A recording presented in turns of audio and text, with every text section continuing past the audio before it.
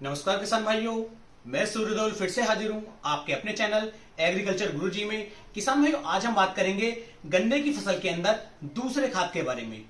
ये जो सीरीज हमारी चल रही है, इस सीरीज के अंदर किसान भाइयों हम जो है सिर्फ खाद के बारे में ही बात करेंगे कि जो किसान भाई स्प्रे ना करके सिर्फ खाद की सहायता से, जो हम नीचे खाद डालते हैं, जड़ों में खाद डालते हैं, उस खाद की सहायता से गन्ने की फसल करना चाहते हैं, ये सीरीज सिर्फ उन्हीं किसान भाइयों के लिए है। और ये इस सीरीज का हमारा दूसरा पार्ट है। पहले पार्ट के अंदर मैंने आपको बताया था कि कौन कौन से खाद आपको पहले पानी पर देने हैं या पहले खाद के रूप में देने हैं। आज की जो वीडियो है ये किसान भाई दूसरे खाद के लिए है, यानी कि जिस समय पर जो हमारा पौधा गन्ना है लगभग 65 से लेके 75 दिन के आसपास का होता है, 70 दिन के आसपास का होता है, इस समय पर किसान भाइयों हमें दूसरे खाद का उपयोग करना चाहिए। क्योंकि किसान भाई इस समय पर यदि आप दूसरा खाद डालते हैं तो बहुत ही शानदार रिजल्ट आपको देखने को मिलेंगे। इस समय तक किसान भाइयों लगभग मैं समझता हूं सभी किसान भाइयों ने 1 से लेकर 2 निराई गुड़ाई अपने गन्ने की फसल की कर दी होंगी।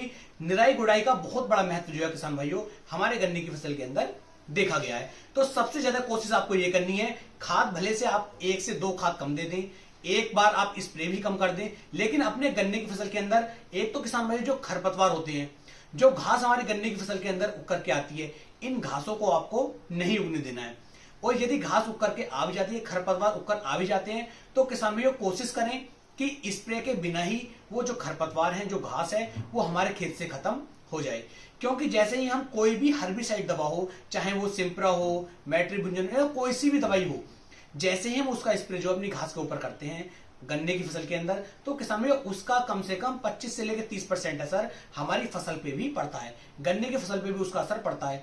तो कोशिश करनी है कि उन खरपतवारों को ऐसे ही निराई गुड़ाई की मदद से अपने खेत से बाहर निकाल देना है। तो सबसे पहला कार्य तो आपको ये कर लेना है। दूसरा किसान भाइयों, समय रहते अपने खेत के अंदर नमी बना करके रखी, पानी हमेशा लगातार देते रहें। मतलब ऐसा ना करें, मान लीजिए आपने कोई भी कीटनाशक खेत के अंदर डाला है या कोई ग्रोथ प्रोमोटर आपने खेत के अंदर डाला है, और किसान भाइयों मान लीजिए आपके खेत के अंदर नमी टूट जाती है, खेत के अंदर पानी की कमी आ जाती है या खेत सूख जाता है, तो जो ग्रोथ प्रमोटर थे, जो हमारे कीटनाशक थे, उनकी जो अगर टाइम वैल्यू वो 100 दिन तक हमारे खेत के अंदर काम करते, तो खेत में नमी की कमी आ जाने की वजह से वो 100 दिन काम ना करके 50 से 60 दिन में उनका काम हो जाता है। मतलब कहने का मेरा यह है कि नमी टूटेगी तो जितने भी ग्रोथ प्रमोटर और इंसेक्टिसाइड कीटनाशक हमने खेत के अंदर डाले हैं वो फिर काम करना बंद कर देते हैं।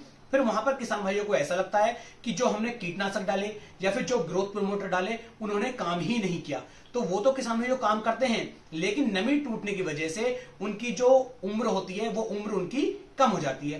तो इस चीज का भी आपको बड़ा ध्यान देना है। तो इन चीजों को बिल्कुल ध्यान में रख के चलें, तभी आप एक अच्छा उत्पादन निकाल पाएंगे।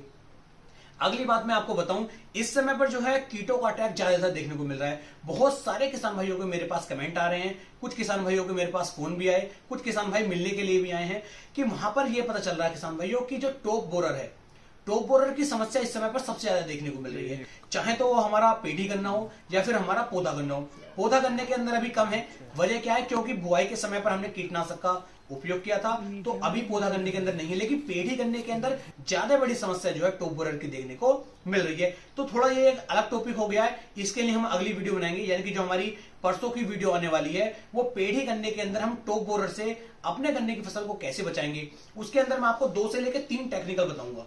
उन तीनों टेक्निकल को यदि आप अपने पेड़ी गन्ने के अंदर डालेंगे तो 100% मात्र 5 से लेकर 7 दिन के अंदर आप अपने गन्ने की फसल को जो है टॉप बोरर से किसान भाइयों बचा पाएंगे। तो परसों की वीडियो आप जरूर देखें। अब बात करते हैं आज के टॉपिक की।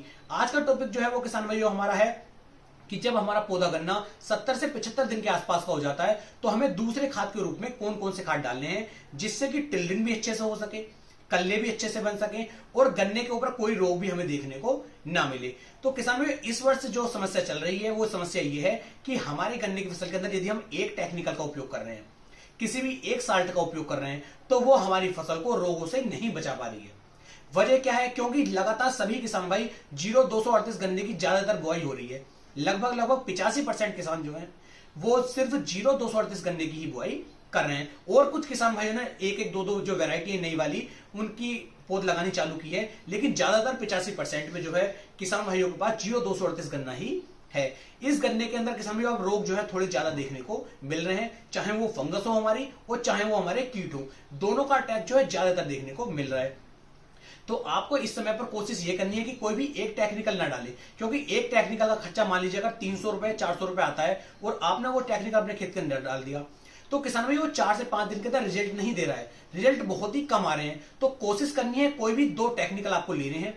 दोनों टेक्निकल के हो सकता है तो आप थोड़ी सी मात्रा कम कर दें, कोई दिक्कत नहीं है, लेकिन 2 टेक्निकल कम से कम ले। 2 टेक्निकल लेंगे तो वो जल्दी प्रभाव डालेगा और हमारे गन्ने की फसल को जो है रोगों से बचा करके चलेगा। इसके साथ साथ कोशिश करते रहें कि खेत के अंदर जो हमारा वेस्ट डिकम्पोजर होता है, वेस्ट डिकम्पोजर के घोल को खेत के अंदर चलाते रहें, जिससे कि कीटनाशक डालने के बाद जो हमारी मिट्टी है, जो हमारी जमीन है, वो बंजर ना बने। क्योंकि जब हम ज्यादा कीटनाशक का उपयोग करते हैं तो जमीन भी बंजर होती है। तो वेस्ट डिकम्पोजर को हर पानी पे डालते रहें, लगाते रहें, तो उससे बहुत ज्यादा फायदा देखने को मिलेगा। अब बात करते हैं कौन कौन से खाद इस समय पर हमें डालने हैं। तो सबसे पहले जो आपको उपयोग में लाना है वो उपयोग में लाना है यूरिया। यूरिया की जो मात्रा किसान भाई यहां पर लेंगे वो 40 किलोग्राम प्रति एकड़ के हिसाब से या 45 किलोग्राम प्रति एकड़ के हिसाब से आपको यूरिया लेना है।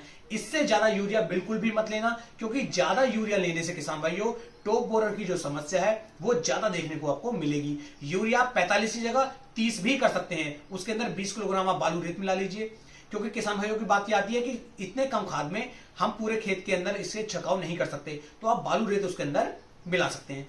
इतना करने के साथ साथ किसान भाइयों आपको जो दूसरा टेक्निकल लेना है, दूसरा आप ले लीजिए इसके अंदर ह्यूमिक एसिड। ह्यूमिक एसिड के बारे में सभी किसान भाई बड़े अच्छी तरीके से जानते हैं। ह्यूमिक एसिड एक ऐसा तत्व है, एक ऐसा खाद है जो खदानों से, चट्टानों से प्राप्त किया जाता है। इसके अंदर किसान भाई बहुत सारे सूक्ष्म पोषक तत्व, बहुत सारे तत्व खाद ऐसे दिए गए हैं जो किसान भाई हमारे गन्ने की फसल के लिए बहुत ही ज्यादा उपयोगी हैं। अगर ह्यूमिक एसिड का आप उपयोग कर लेते हैं तो इससे किसान भाइयों जो हमारी गन्ने की जड़ें होती हैं, जड़ों का विकास बहुत तेजी के साथ होता है। जितना ज्यादा जड़ों का विकास होगा उतना ज्यादा गन्ना जो है हमारा पौधा जो है वो खाद को खींचेगा, पानी को खींचेगा और उतनी अच्छी तरीके से उसकी ग्रोथ होगी। पौधा आपका लगातार हरा भरा बना रहेगा। तो ह्यूमिक एसिड का उपयोग यहां पर आप जरूर करें। साथ में किसान भाई एक कीटनाशक आपको यहां पर डालना है। जैसा कि मैंने बताया था पहले खाद के रूप में मैंने कोई भी कीटनाशक आपसे नहीं डलवाया था, क्योंकि जब हम बुआई के समय पर कीटनाशक का उपयोग कर चुके हैं तो किसान भाई पहले खाद के रूप में कीटनाशक नहीं डालना चाहिए, क्योंकि उससे सिर्फ बजट ही हमारा बढ़ रहा है, पैसा ही बढ़ रहा है। तो दूसरे खाद के रूप में जो आपको यहां पर कीटनाशक लेना है वो आप ले सकते हैं किसान भाइयों बेराजाइड। बेराजाइड जो है किसान भाइयों अदामा कंपनी का आता है। इसके अंदर 2 टेक्निकल दिए गए हैं और दोनों ही बहुत ही शानदार टेक्निकल है। बेराजाइड आप इस समय पर साइड में देख पा रहे हैं। बेराजाइड की जो यहां पर आपको मात्रा लेनी है प्रति एकड़ के लिए वो लगभग 800 से लेकर 900 ml प्रति एकड़ के हिसाब से आपको लेना चाहिए और इसे आपको ह्यूमिक एसिड और यूरिया के अंदर ही आपको अच्छी तरीके से मिला लेना है और अपने गन्ने की जड़ों के पास में किसान भाइयों इसे आपको डलवा देना है और बाद में आप अपने गन्ने की सिंचाई कर दीजिए। यदि आप ऐसा करेंगे तो नंबर 1 में बहुत ही शानदार तरीके से किसान भाइयों टिल्डिंग होकर के चलेगी।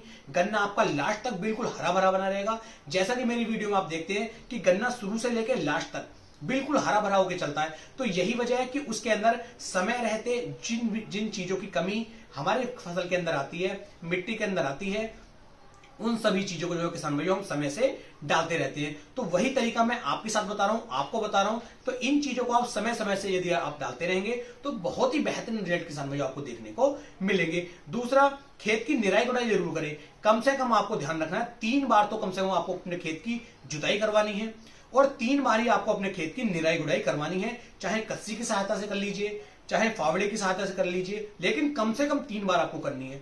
क्योंकि जितनी ज्यादा आप जो गन्ने की जड़ों को फोका करेंगे, जितनी ज्यादा उसके पास से मिट्टी आप निकालेंगे, उतना ज्यादा वो ब्याग करता है, उतनी ज्यादा वो टिल्लिंग करता है। तो इन चीजों पर बड़ा फोकस रखना है। एक खाद कम देना, आप 500 रुपए 1000 रुपए की लागत कम लगाना, लेकिन निराई गुड़ाई से बिल्कुल मत बचना।